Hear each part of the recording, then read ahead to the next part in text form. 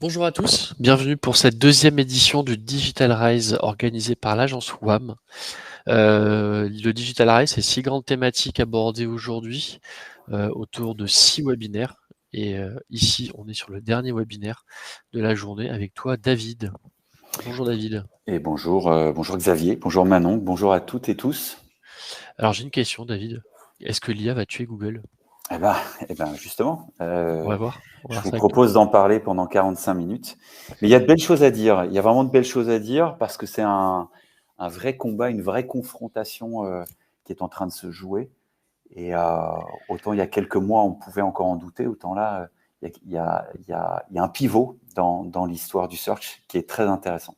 Et j'imagine. Avant d'aborder tout ça, je vais me présenter, Xavier Favarel. Moi, je m'occupe de la partie commerciale chez WAM. Et toi, David? Et moi, je suis dirigeant et fondateur de l'agence WAM. Très bien, merci. On va démarrer avec la présentation de l'agence, histoire de vous remettre un peu dans le contexte de qu'est-ce qu'on fait, pourquoi nous sommes là. Donc ça fait 15 ans qu'on existe, un peu plus de 15 ans même, et on travaille sur tous les leviers clés de la search experience autour du SEO pour construire des stratégies sur mesure et performantes pour nos clients. Autour du contenu, c'est la clé pour monter des stratégies éditoriales jusqu'à la production des contenus, tout type de contenu, diffusable sur tous les canaux, votre site internet, mais aussi sur les réseaux sociaux par exemple. Le SIA pour travailler des stratégies héroïstes pour nos clients. Le développement de sites web sur lequel on est spécialisé sur les CMS WordPress, PrestaShop. Donc si vous avez des refontes, n'hésitez pas à nous en parler. Les relations presse, on a eu un webinaire sur le sujet tout à l'heure, les relations presse, un peu l'élément différenciant, notamment chez nous, c'est qu'on les intègre dans nos stratégies de visibilité pour travailler l'autorité des marques de nos clients, l'autorité et l'influence, pardon, aussi de nos clients. Un pôle IT sur lequel aussi on travaille sur des problématiques très spécifiques pour nos clients en fonction de leurs demandes. Un exemple très concret, ils nous demandent, ils veulent se lancer sur un nouveau business et nous on est capable, grâce à un outil qui s'appelle Benure, de les aider en créant des études de captation, des analyses de marché à prendre les bonnes décisions pour savoir si oui ou non ils vont se lancer et dans quelle direction. Et enfin la data, c'est un peu la clé de voûte de tout ce que je viens de vous raconter avant pour mesurer tout ce qu'on fait, même sur les relations presse, pour accompagner nos clients pour qu'ils aient des données fiables, les plus fiables possibles. Et Dieu sait si c'est un gros sujet en ce moment. Donc l'agence WAB, c'est 60 personnes qui travaillent sur tous ces sujets, sur 3 bureaux à Lyon, Paris et Mulhouse, 250 clients actifs aujourd'hui. Des grands comptes, des ETI, des PME, vous avez des exemples devant vous. Et moi, un chiffre que j'aime bien pour conclure, c'est ce chiffre 7.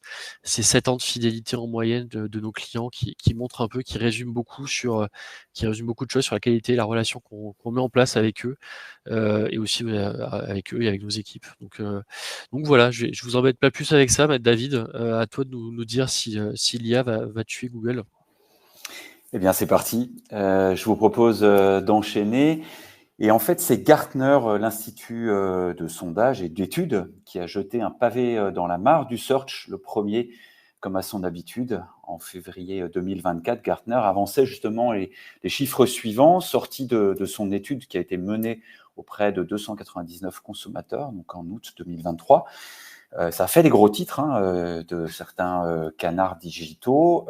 D'ici 2026, en raison du déploiement des chats IA ou, comme on les appelle aussi, agents IA, le trafic émanant des moteurs de recherche vers les marques chuterait ou chutera, d'après Gartner, de 25% en 2026. Et pire, si on peut dire, d'ici 2028, Gartner prévoit que le trafic organique émanant des moteurs de recherche vers les marques devrait fondre de 50%. Je vous propose de plonger au cœur du sujet pour tenter de répondre à cette question. Alors, est-ce que Gartner dit vrai? Est-ce que les agents IA vont-ils tuer le search ou en tout cas bousculer le moteur de recherche ou Google? Et avant toute chose, j'aimerais qu'on s'entende bien sur les termes que nous allons usiter. Voilà, comme ça on parle à peu près tous de la même chose, on a tous la même chose en tête.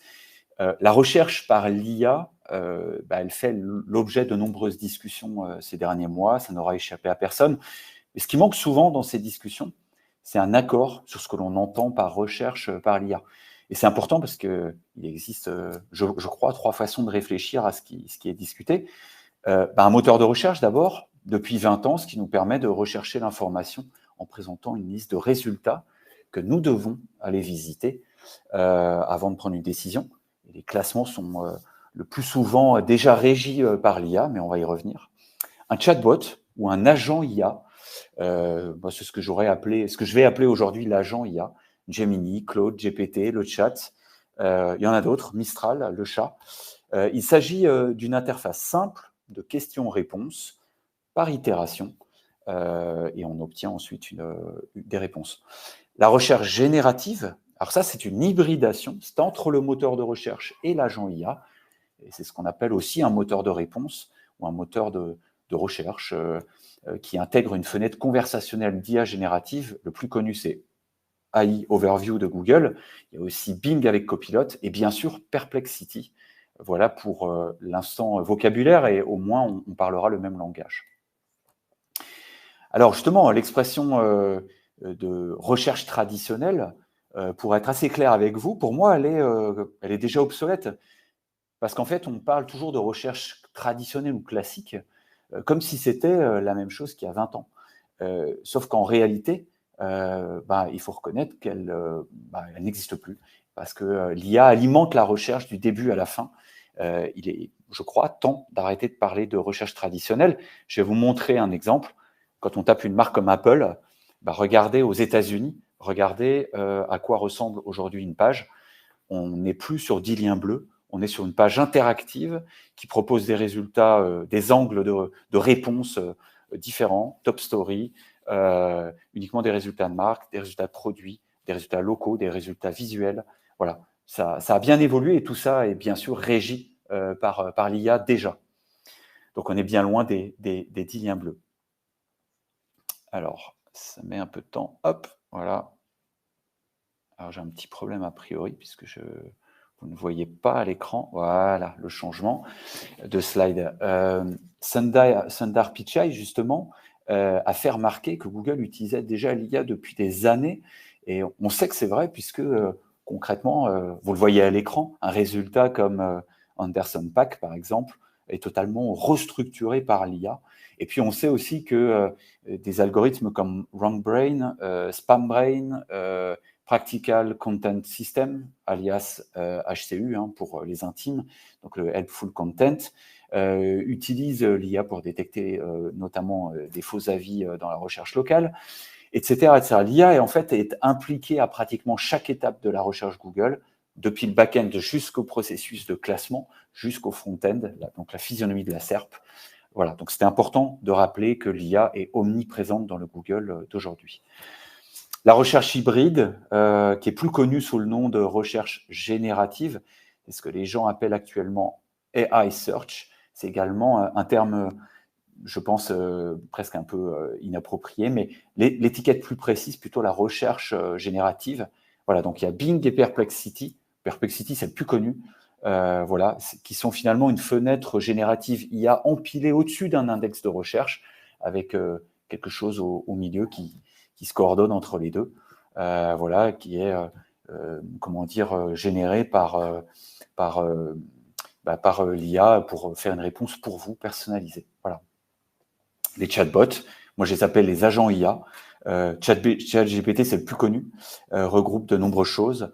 Un assistant multimodal, un compagnon à qui on peut tout demander ou presque. Les dernières avancées justement montrent que c'est même un assistant très humanisé avec une voix qui traduit des émotions et que l'on peut interroger par la voix, par la vidéo ou par le texte. Alors, la recherche, moteur de recherche, recherche générative, chatbot, qui c'est qui gagne dans ce combat de gladiateurs que j'ai imaginé? Pour tenter de répondre à la question, je vous propose de parcourir ensemble les éléments en faveur d'un avenir du search qui continuera avec les moteurs de recherche comme Google, et puis de parcourir aussi les arguments en faveur de l'émergence des agents IA comme nouveau processus de recherche, parce qu'il y a des arguments dans les deux cas. Alors, la search experience à l'ère de Google, telle que nous la connaissons, ça ressemble à ça, c'est-à-dire finalement à 4 étapes distinctes qui permettent d'arriver, à partir d'un problème, à sa résolution, à une solution, que l'on va le plus souvent trouvés sur le site de la marque. Avec les agents IA ou les chatbots IA, ce processus peut être réduit jusqu'à 2 étapes, éventuellement 3, quand les sources sont bien mises en avant, comme par exemple avec un Perplexity, on va voir ça tout à l'heure, ou avec un Copilot sur Bing. Voilà. En plus, il commence à être omniscient, c'est-à-dire disponible partout, depuis une voiture, depuis une maison, un bureau, le téléphone mobile maintenant, notamment avec Apple Intelligence. On en reparlera. Mais le point à retenir ici, c'est que la search experience à l'ère des agents IA est totalement raccourcie. En théorie, donc, la généralisation des agents IA, si elle se produit, directement intégrée à l'environnement bureautique, mais également au hardware, c'est-à-dire sur votre smartphone, par exemple, ou votre ordinateur, elle va non seulement raccourcir le parcours de recherche, comme on vient de le voir, mais en plus couper net l'herbe sous le pied de Google, en tout cas de son moteur de recherche. Car d'ici quelques mois, les GAFAM auront déployé l'artillerie lourde pour toucher des milliards d'utilisateurs.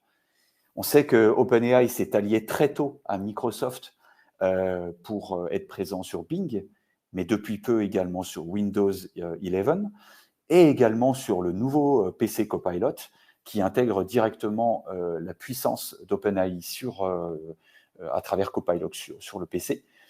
Hier soir, Apple nous a annoncé iOS 18 avec Apple Intelligence, qui est là aussi le fruit d'un partenariat avec OpenAI sur finalement tout le hardware, bien au-delà des smartphones disponibles chez Apple. Gemini, Google s'est allié à Samsung, mais également sur ses Pixel, Google Pixel, pour répandre Gemini et l'IA via Android sur tous ces smartphones-là. Et puis Meta a une force de frappe énorme aussi, puisque avec Llama, ils sont disponibles sur Insta, Facebook et WhatsApp. Et ce qu'il faut retenir ici, et je pense que ça va finir de convaincre les plus sceptiques d'entre nous, c'est que la force de frappe est énorme, puisqu'on parle ici de milliards finalement d'utilisateurs qui vont rapidement être touchés par toutes ces mises à jour, qui sont en cours, pour certaines déjà déployées, et puis pour d'autres, comme pour Apple, annoncées à l'automne, d'abord aux US, puis ensuite dans le reste du monde. Donc, c'est tout à fait pertinent de se poser la question de la menace que représentent ces outils face à Google, parce qu'ils vont envahir le quotidien de milliards de personnes, le grand public, mais d'abord, on l'a compris, les salariés des entreprises. Donc, ChatGPT, Meta, Gemini, Perplexity, et la réponse de Google, qui est Gemini, et puis Claude d'Anthropic, il y en a d'autres, finalement représentent la première manifestation concrète de la transformation du search qui est en train de se jouer. D'autant que l'utilisateur se voit proposer non une liste de réponses possibles sous la forme d'une multitude de liens, mais une réponse développée, argumentée et parfois sourcée, pas assez, mais on y reviendra. Et c'est pas si simple que cela, parce que en fait, la vraie question qui se pose avec tous ces potentiels tueurs de Google, c'est pas tant de savoir dans quelle mesure ils peuvent trouver l'information, parce qu'ils nous en recrachent, et on y reviendra aussi, c'est plutôt à quel point ils peuvent faire tout ce qui a fait le succès de Google, et c'est-à-dire tout ce que Google est en capacité de faire lorsqu'on recherche. Et pour y répondre, je vous propose d'aborder un sujet qui pour moi est fondamental, et même de s'y attarder un peu.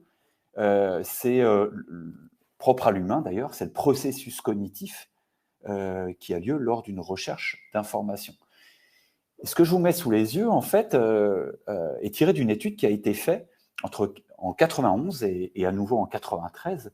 La recherche d'information en ligne, et la recherche d'information tout court d'ailleurs, c'est une activité cognitive complexe. C'est-à-dire qu'elle entraîne une charge mentale assez forte, et surtout de nombreuses étapes, on va les voir après, s'accompagnant d'incertitudes, mais aussi d'émotions, souvent contradictoires. Et ce, tant que le besoin informationnel ne sera pas satisfait lors de votre recherche. Le besoin informationnel, qui est central à la recherche d'information, peut se manifester sous plusieurs formes selon le niveau de clarté. un état normal des connaissances du sujet, un manque d'information, un problème. Et c'est pour ça qu'on utilise des outils comme Google. La recherche d'informations, c'est une démarche qui est plutôt constructive, dont le principe justement consiste à réduire l'incertitude cognitive initiale en satisfaisant ce besoin informationnel. Et de plus, elle se déroule dans un contexte et une problématique marquée par la surcharge d'informations, l'infobésité, ce qui accroît, on l'a compris, la charge mentale.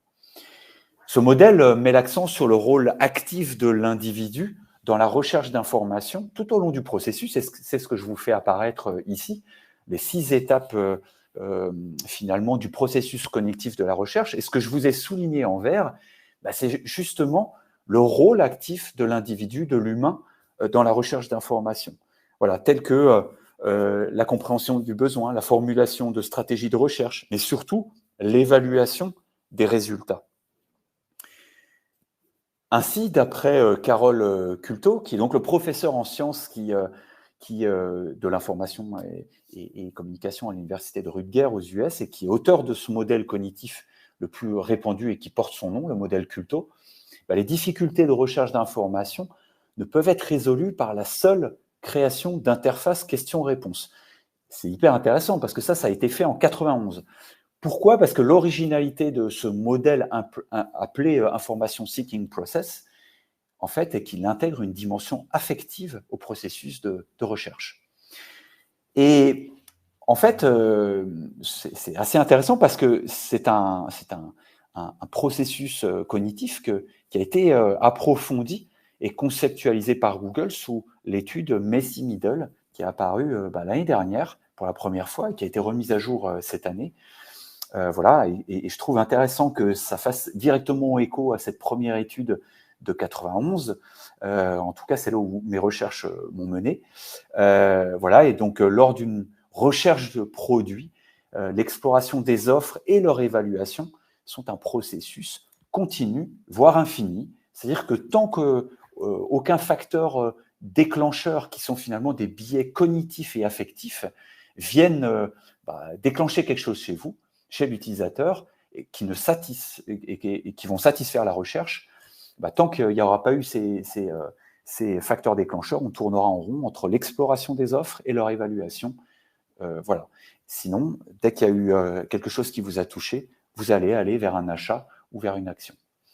Voilà des exemples concrets de biais cognitifs ou facteurs déclencheurs lors d'une recherche de produits sur Google, tirés de l'étude Macy-Middle. Si je dois en donner que quelques-uns, il y a le pouvoir de l'instant, c'est-à-dire le côté last minute d'une offre qui fait qu'on va basculer pour tel ou tel résultat lors de notre recherche d'information. Bien sûr, dans le processus d'exploration, les notes et les avis affichés dans Google, mais même quand vous allez dans un restaurant avec les fameuses étoiles, le nombre de notes, le niveau d'étoiles de la note globale, le nombre d'avis vont finalement influencer votre clic ou votre engagement. Le fait aussi de se rappeler l'existence d'une marque que vous connaissez et qui fait autorité pour vous. Par exemple, dans le monde de l'assurance, je préfère Matmut à Luco, qui est tout neuf, tout récent et que je ne connais pas. Vous allez plutôt cliquer pour l'un plutôt que pour l'autre. Ou encore les réductions ou le fait qu'un produit soit gratuit ou offert. Tous ces biais cognitifs vont vous engager et répondent finalement à une émotion chez vous. Ainsi, on peut dire, et on peut en conclure à ce stade, que selon la connaissance scientifique, en tout cas actuelle, les agents IA, les chatbots IA, vraisemblablement ne sont pas adaptés aux méandres cognitifs humains. Parce que lors de ce processus de recherche d'infos, il implique une évaluation critique de l'information et des facteurs contextuels et émotionnels. Et c'est aussi pour ça que depuis 20 ans, je pense, le moteur de recherche Google est un succès, puisqu'il y a même une place hégémonique aujourd'hui. C'est pour moi, je crois, devenu un réflexe pavlovien pour tous les utilisateurs du monde entier. Dès qu'on se pose une question, on consulte Google pour tout, tel un oracle. Et avec les agents IA, c'est tout le processus cognitif lié à la recherche qui, vous l'avez compris, s'en trouve perturbé. À présent, et de façon plus concrète, justement, je vous propose de tester des recherches d'informations selon différentes intentions. Pour répondre à la question, OK, le processus cognitif, c'est une chose, mais qui est le plus pertinent selon le type d'intention entre le moteur alimenté à l'IA, l'agent IA et la recherche générative? Donc, à travers quelques requêtes précises que je vous montre ici, pour les 3 types d'outils, eh bien, on va regarder si les challengers de Google sont en capacité de faire mieux que ce que Google sait déjà faire. Alors, par exemple, pour la requête informationnelle, comme par exemple, quels sont tes conseils pour pratiquer le trail la nuit? Voilà les réponses proposées par Google, l'agent IA, donc ChatGPT, et puis j'ai pris Perplexity pour la recherche générative, que j'aime beaucoup parce qu'il présente beaucoup les sources qui ont permis de générer la réponse qui est en dessous. Et bien finalement, mon point de vue, c'est que Google est pertinent, bien sûr, notamment par la sélection d'une feature snippet, comme ici avec Red Light, qui répond à la question. Mais c'est vrai que c'est une réponse qui est la plus pertinente, jugée la plus autoritaire chez une marque bien précise. Chez les agents IA, c'est plus exactement un résumé, une synthèse de tous les meilleurs avis, les meilleurs conseils disponibles sur le web, glanés par le LLM d'OpenAI et recrachés par ChatGPT. Et je le trouve très pertinent parce que c'est beaucoup plus exhaustif, beaucoup plus complet.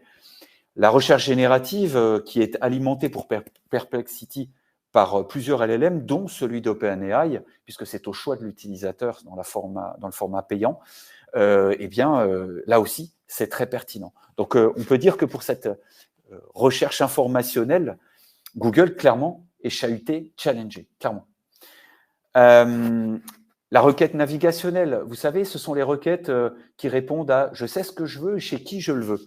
Par exemple, toujours pour rester dans notre champ sémantique de la lampe frontale, je vais chercher Petzl. Moi, quand je tape Petzl, c'est que je veux aller sur le site de la marque. Chez Google, j'ai une page extrêmement bien structurée. On va voir que chez ChatGPT, on me fait l'histoire, où on me raconte, on me décrit les produits Petzl, mais je n'arrive pas à accéder au site, ou alors difficilement, après plusieurs questions-réponses.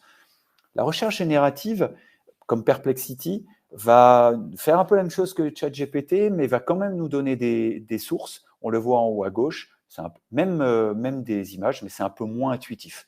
On va dire que Perplexity est pertinent parfois. Franchement, ChatGPT n'est pas très pratique. Et lorsqu'on tape Petzl sur Google, ce qu'on veut, c'est accéder tout de suite au site ou à ses réseaux sociaux, et c'est ce qu'il fait parfaitement. Pour les requêtes transactionnelles, puisque je me suis décidé pour acheter une lampe frontale, on voit que Google propose carrément des grilles de produits. Donc ça, c'est excellent parce que là, vous avez carrément le site de marchand ou alors carrément un catalogue en ligne, puisque Google fonctionne maintenant comme une méta marketplace, comme on l'a vu ce matin avec Maxime. ChatGPT s'est amélioré parce que vous voyez qu'il me met directement des Amazon, Decathlon, Cdiscount et Intersport avec des liens pour aller acheter directement chez eux. Pas nécessairement sur les lampes frontales, mais en tout cas, il peut le faire. Voilà, mais c'est un choix un peu moins exhaustif. Puis la recherche générative Perplexity me donne des liens, des sources, mais ce n'est pas le plus intéressant. Donc, le ChatGPT est pertinent, bon, c'est pas foufou. Perplexity, pas non plus, mais il me propose déjà des Snow Leader ou des Amazon.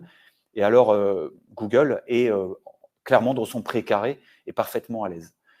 Pour terminer ce petit défi que j'ai lancé aux différents outils, on va terminer par la recherche locale qui, pour moi, est le plus gros défi de ces outils. La capacité, par exemple, de Google justement à comprendre mon besoin de là où je le demande. Et quand je tape lampe frontale Petzl, eh bien, Google, sur mobile, me dit autour de moi et me montre en plus une cartographie. Regarde où est-ce que tu peux l'acheter. Et en plus, j'ai des informations live sur le stock. Par exemple, de là où j'étais, Bricorama, à Lyon 7, Gerland, eh bien, j'ai qu'à traverser le Rhône pour aller à Bricorama et savoir qu'une lampe Petzl frontale est disponible en stock. ChatGPT est perdu. Il me donne néanmoins l'adresse de Decathlon Lyon-Pardieu, mais je ne sais pas s'il y a du stock, il faudra que j'appelle.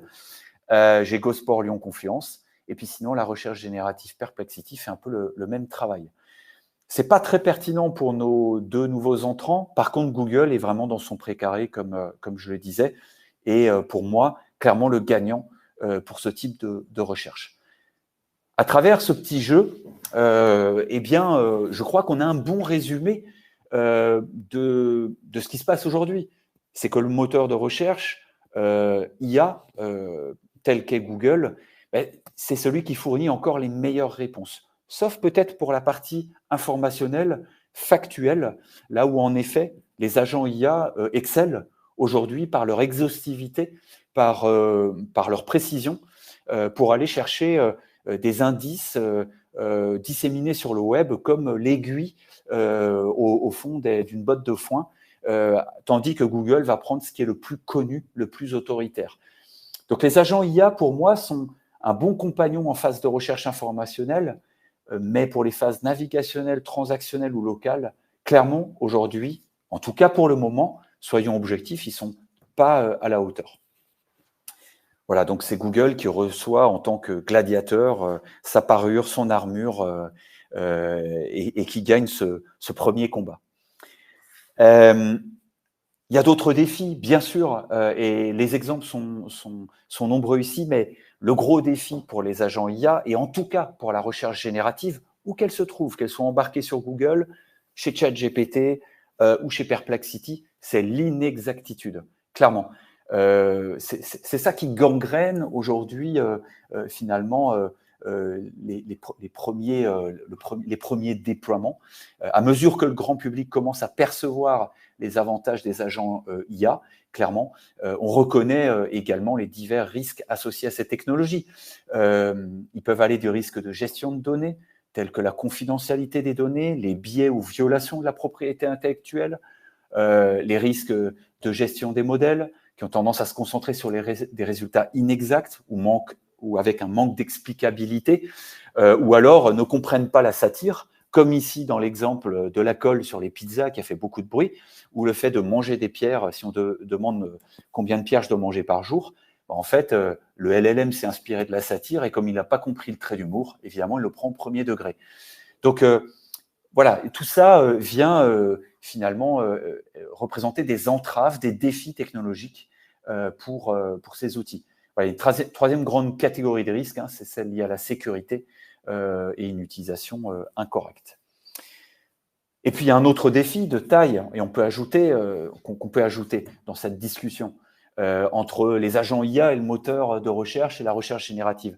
C'est le fait que Google, soyons clairs, aujourd'hui, en juin 2024, est toujours hégémonique et incontournable en mai 2024, bien que les choses commencent à bouger, puisque ces 3 derniers mois, Google a perdu au niveau mondial, d'après Statista, moins 7 points, au profit direct de Bing réenrichi, pimpé avec Copilot, qui semble donc avoir directement profité de cette perte au niveau de Google.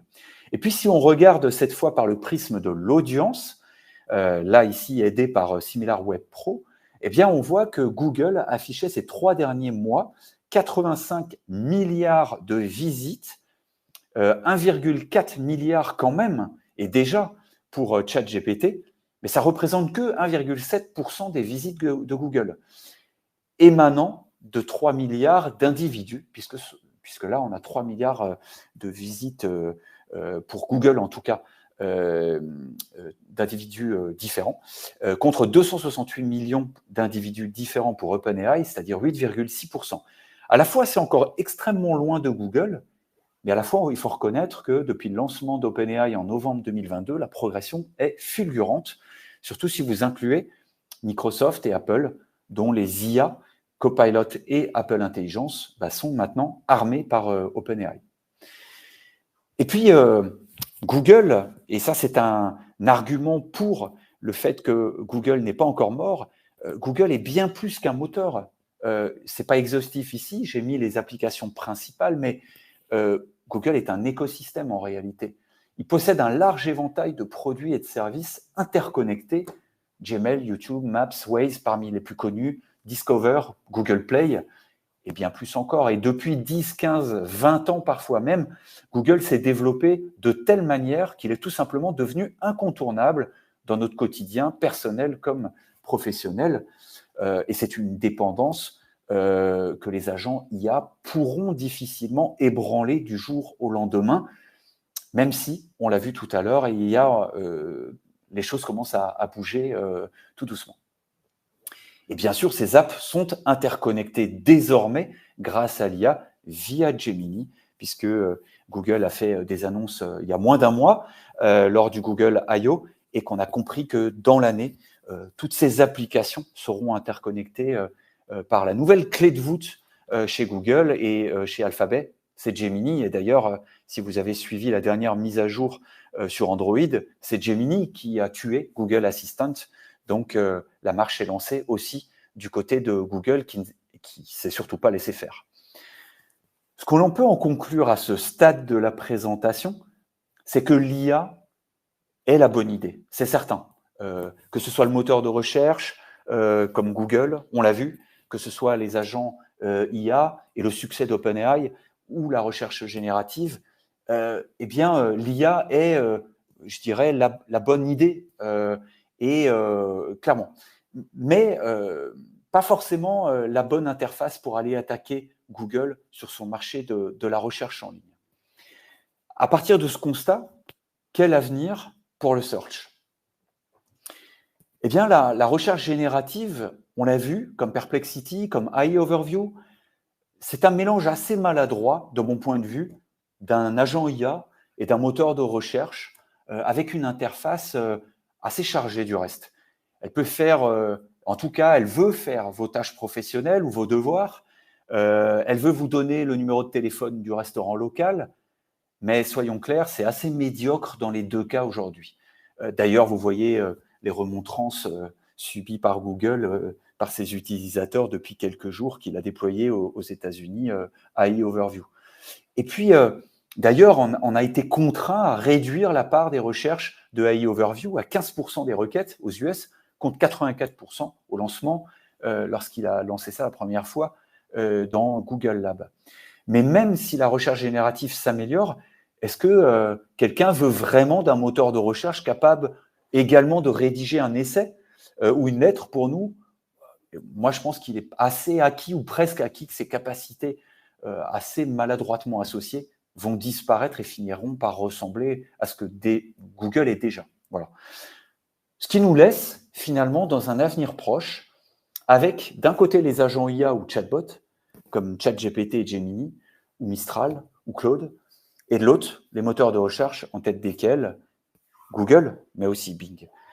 Et Sam Altman d'OpenAI a déclaré qu'une recherche de chatbot IA ou agent IA qui montre de la publicité est dystopique et que leurs revenus à eux viendront plutôt des abonnements. Et de son côté, Google, lui, poursuit les deux stratégies en intégrant d'un côté le chatbot avec Gemini AI dans Android en tant qu'assistant IA, capable de passer vos appels téléphoniques, d'appeler le restaurant local pour vous et de vous proposer des suggestions pour la meilleure pizza de la ville. Et Sundar Pichai, le PDG de Google, a déclaré publiquement que le web est une source importante qu'ils aimeraient continuer à utiliser. En plus, Sundar Pichai contredit le récit du déclin du SEO et de la disparition des moteurs de recherche. Il affirme que l'avenir de la recherche inclut des sites web, car la recherche nécessite la diversité d'opinions inhérente au web, comme on l'a vu tout à l'heure et un petit peu plus tôt, c'est-à-dire que ce qui va complètement dans le sens de la démarche scientifique de Culto sur le processus cognitif réalisé en 91. Donc, parallèlement, Sam Altman a récemment déclaré dans une interview pour le podcast de Lex Fridman, assez connu aux US, moi, ce qui me passionne, c'est pas que nous puissions créer une meilleure copie de Google. D'autres ont essayé de s'attaquer à Google, ils ont échoué, mais qu'il existe peut-être simplement une meilleure façon d'aider les gens à trouver, à agir, à synthétiser l'information. Et je pense que ChatGPT le fait dans certains cas, l'informationnel, hein, et j'espère que nous ferons en sorte qu'il en soit ainsi pour beaucoup plus de cas dans l'avenir. Là, on voit que Sam Altman a conscience que sa proposition n'est pas encore la bonne. Néanmoins, ils ont exploité une brèche. Ils proposent autre chose que les DuckDuckGo ou Bing qui se sont cassés les dents face à l'hégémonie de Google. Le futur du search, il se joue donc aussi sur le terrain des revenus. On l'a vu tout à l'heure, et on va en parler plus précisément. Jusque-là, Google, vous le voyez, depuis sa création, a créé sa richesse sur les clics sur les AdWords. Mais ce monde, celui du web qui s'est construit depuis 20 ans sur la publicité, il est en déclin. Regardez cette statistique émanant de Statista. Finalement, la croissance du marché de la publicité est en train de s'étioler, et jusqu'à ce que d'ici 2024 ou 2025, il soit directement en train de s'éteindre. Donc, d'un côté, il y a l'ancien monde, de l'autre côté, il y a quelque part le nouveau monde ou la nouvelle proposition de Sam Altman, qui semble, en tout cas depuis novembre 2022, être un réel succès, un succès fulgurant, et qui est financé par les abonnements. Regardez ces statistiques. OpenAI a engrangé en 2023 1,6 milliard de dollars de revenus, juste grâce à GPT+. Par comparaison, l'entreprise aurait perdu 540 millions de dollars en 2022, avec des revenus de 28 millions de dollars. Donc c'est juste colossal. Et évidemment, un partenariat avec Microsoft et en plus maintenant Apple ne va faire qu'accentuer positivement les choses pour OpenAI. Et Sam Altman d'enfoncer le clou. Je déteste les publicités, disait-il lors de cette interview aux US sur le podcast de Lex Fridman. J'aime que les gens payent pour ChatGPT et sachent que les réponses qu'ils obtiennent ne sont pas influencées par les annonceurs. Donc, si les agents IA s'imposent sans diffuser de publicité, clairement, ça réduira considérablement les revenus publicitaires de Google. Ça, on peut s'y attendre. À ce stade, Google poursuit les deux stratégies. Celle qui a fait son succès avec la publicité, il ne va pas scier la branche sur laquelle il est assis, et celle que tente d'imposer ChatGPT. Parce qu'il est possible qu'à un moment donné, Google gagne suffisamment d'argent grâce aux services cloud et aux produits SaaS, et qu'il en soit en mesure de renoncer aux revenus publicitaires basés sur la recherche. Je pense que ce n'est pas demain la veille, mais si c'est le cas, eh bien, ils seront prêts puisqu'ils sont, vous l'avez compris, en train de poursuivre les deux stratégies. On arrive à la conclusion de cette intervention. En réalité, ce sont deux visions du monde qui s'affrontent. D'un côté, à gauche, Google, celle de la connaissance, de la recherche d'informations dont les résultats sont basés sur la connaissance, qui est sourcée, qui laisse le choix à l'utilisateur pleinement, et en plus qui amène des visites à la marque. À droite, OpenAI, dont les résultats sont totalement basés sur la confiance. À ce titre, l'étude de Gartner que je vous ai présentée en introduction indiquait que 70% des consommateurs qui ont été interviewés lors de cette étude ont exprimé au moins une certaine confiance dans les résultats de recherche soutenus par ChatGPT, sans quitter l'interface. Ce qui peut aussi poser un problème d'éthique, quid de la prolifération des fake news, des raisonnements simplistes. Voilà, je crois que l'actualité que l'on vit, et notamment en France, mais aussi aux États-Unis, est assez révélatrice de ce qui se passe dans le monde. Voilà, pour moi, Sam Altman défie non seulement le business model qui a fait le web depuis 20 ans, c'est-à-dire la publicité, mais aussi et surtout le processus cognitif humain qui vient du fond des âges, ou en tout cas depuis que Gutenberg au XVe siècle a sorti son imprimerie, c'est-à-dire que c'est bien finalement un processus d'évaluation critique de l'information, une prise en compte des facteurs contextuels, émotionnels, qui va faire un choix, et pas tant la confiance à une IA générative. Mais en tout cas, c'est le pari fou de Sam Altman. Et puis on va finir là-dessus. Les agents IA sont encore peu connus du grand public. C'est vrai que quand on est un early adopters, on ne voit plus que les IA génératives, tant ils font l'actualité dans notre domaine, le domaine du marketing, le domaine particulier du marketing digital. mais c'est certain que l'évolution du taux d'adoption de ces agents par le grand public sera déterminant ces prochains mois, 12, 18, 24 mois, 36 mois. Et vous avez vu la stratégie d'OpenAI, la gratuité proposée des outils, donc ChatGPT 4 Omni montre les ambitions d'un déploiement à grande échelle. Dans cette étude réalisée par l'université d'Oxford et l'Institut Reuters, auprès de 12 000 personnes dans le monde, hein, enfin en tout cas dans 6 pays, France, Royaume-Uni, Danemark, Argentine, Japon et États-Unis, on constate que seule la moitié des Français interrogés dans le cadre de cette étude ont déjà entendu parler de ChatGPT, 13% de Gemini et autant que pour Copilot. Ça montre qu'il y a quand même encore du travail à faire, même si il y a peu de temps, personne ne soupçonnait leur existence. Et puis si on zoome sur le taux d'utilisation de ces outils, on remarque que ChatGPT non seulement n'est pas aussi populaire qu'on pourrait le penser, mais voilà, par exemple, il n'y a que 2% des sondés qui l'utilisent cette fois-ci. Donc, d'un côté, la connaissance, de l'autre côté, l'utilisation. Pour l'instant, en France, il n'y a que 2% des personnes sondées qui l'utilisent. Quotidiennement, 7 disent l'utiliser au moins une fois par semaine, 13% y ont recours une ou deux fois, puis 27% en revanche, ne l'utilisent jamais et 45% n'en ont jamais entendu parler. Bien sûr, là, je rentre en ligne de compte, hein, très rapidement. Parmi les 6 pays, 56% chez les 18-24 ont déjà touché. C'est plus que 16% quand on s'adresse aux 55 et plus. Ce qui montre que l'adoption va se faire par étapes et dans le temps et pas du jour au lendemain en 2025 ou en 2026. En tout cas, c'est ma conviction. Voilà, donc la confrontation finalement ne fait que commencer à ce stade.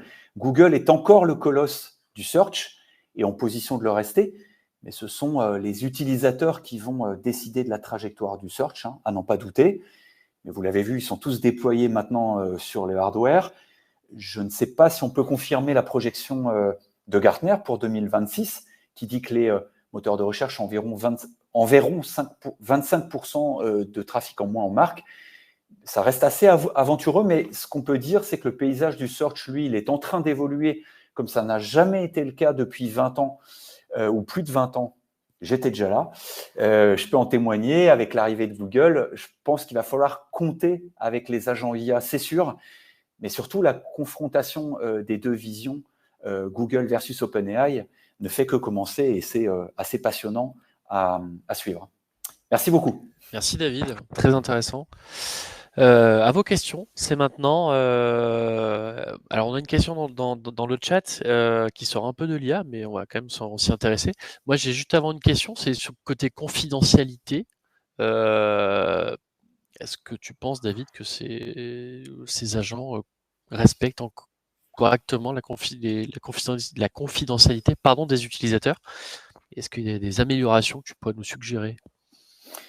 Typiquement pour Apple Intelligence, que j'ai suivi avec attention hier soir, ils restent fidèles à leur credo qui est la confidentialité, la sécurité pour les utilisateurs.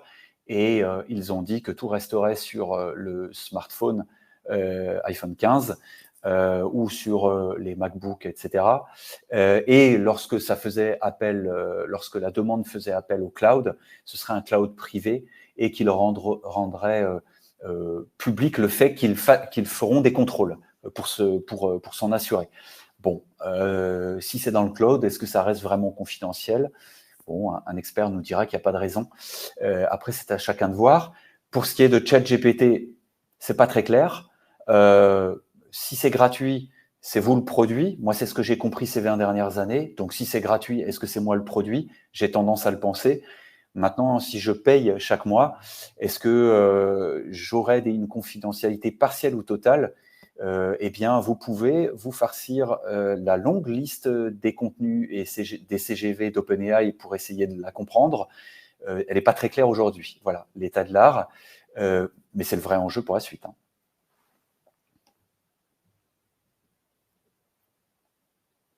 Pardon, j'avais coupé mon micro. Merci David. Une question dans le chat qui sort un peu de l'IA de Dana, mais qui malgré tout assez intéressante. C'est est-ce que finalement les réseaux sociaux qui sont vus aussi, est-ce qu'ils peuvent être vus aussi comme des réels moteurs de recherche? Est-ce qu'eux aussi peuvent finalement tuer Google? Complètement. C'est une remarque qui est tout à fait pertinente.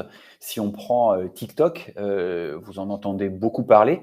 Je le teste depuis des semaines parce qu'on va prendre la parole la semaine prochaine, pour ne pas en faire la pub, lors du Webcast avec Manon et Grégoire, qui sont respectivement chefs de projet à l'édito et au SEO chez WAM. Et vous avez tout à fait raison dans votre remarque parce que effectivement, eh bien, TikTok devient un outil de recherche. Oui, il permet de suivre des influenceurs, des thématiques, mais ça devient pour les plus jeunes, les 18-24, les 15-24, eh bien, une porte d'entrée vers le web, vers les marques, à partir de mots-clés. Et d'ailleurs, TikTok en fait la publicité. Vous l'avez peut-être vu cette année sous les abribus, c'est assez nouveau. Bien sûr, TikTok est clairement un nouveau challenger. Vous avez vu qu'aux États-Unis, il est directement combattu pour d'autres sujets plus politiques, mais c'est presque bienvenu pour un Google parce que ça représentait une menace. Google l'a intégré aux États-Unis dans ses résultats de recherche à travers les shorts, les vidéos verticales émanant de TikTok, et c'est pas pour rien. Donc oui, bien sûr, c'est une question tout à fait pertinente. La menace vient de là aussi, ouais, tout à fait. Merci Dana pour cette question. Claude nous demande quelle solution proposez-vous pour capter du flux sur Open, j'imagine que c'est OpenAI, retour d'expérience business, quel budget pour quel ROI?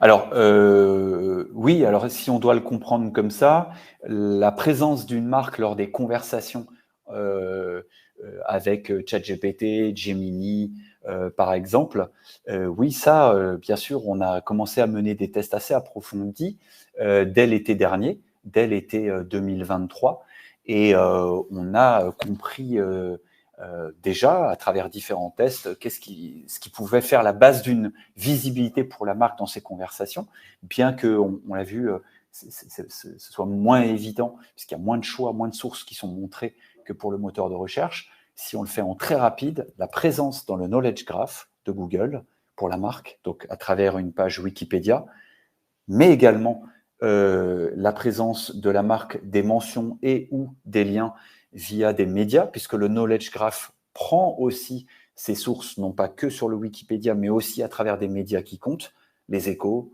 Forbes, Le Monde, New York Times aux États-Unis. La présence aussi de la marque dans les gros carrefours d'audience UGC, User Generated Content, comme par exemple des forums aux États-Unis, Reddit, et c'est pas pour rien que Google aux États-Unis a passé des accords avec Reddit, tout comme OpenAI pour entraîner son modèle de langage. Voilà quelques exemples, ça n'est pas exhaustif, de sources de ces LLM qui permettent finalement à la marque d'être plus souvent présente dans les conversations. Mais ce qu'on a vu et qui fonctionnait extrêmement bien ces derniers mois chez WAM, c'est la présence de la marque dans les médias liés à la thématique de la marque, c'est-à-dire le bon contenu au bon moment dans le bon média. Et lorsque vous interrogez l'IA, elle remonte très souvent comme source de réponses et donc le lien associé, finalement du média, du communiqué de presse repris par le journaliste, par exemple dans Le Monde. Voilà, donc ça c'est assez intéressant, et si on s'y attarde une seconde supplémentaire, on peut le prouver assez facilement parce que les récents accords d'OpenAI qui ont été passés avec la presse, c'est Le Monde, El País en Espagne, le Financial Times aux États-Unis, en Allemagne Axel Springer, et j'en passe. Voilà, on a tout compris. On a compris que les médias aidaient les OpenAI à la fois de mieux sourcer et d'avoir des réponses plus fiables, et en plus de mieux les entraîner pour avoir des réponses qui soient aussi plus exactes. Et voilà. Très bien. Si vous avez d'autres questions, c'est maintenant. Sinon, écoutez, on va en finir. On va en finir. Merci beaucoup à tous pour cette journée. Merci David. C'était le dernier webinaire. Merci à vous. Tous les replays de la journée Digital Rise vous seront envoyés dès jeudi. Vous les retrouverez aussi sur notre site internet via lequel vous pouvez aussi nous contacter si vous avez des nouvelles questions qui vous arrivent ou des besoins. Je vous invite à écouter les webcasts aussi que nous faisons. David en a parlé, le prochain sur TikTok, disponible sur notre site et sur toutes les plateformes d'écoute, Spotify, Deezer, Apple, etc. Et voilà, merci à tous. Merci à Manon qui m'a accompagné pour l'organisation et la modération de cette journée. Très belle fin de journée à tous et à très vite. Merci. Salut David. Salut à tous, salut Xavier et Manon, et merci pour tout.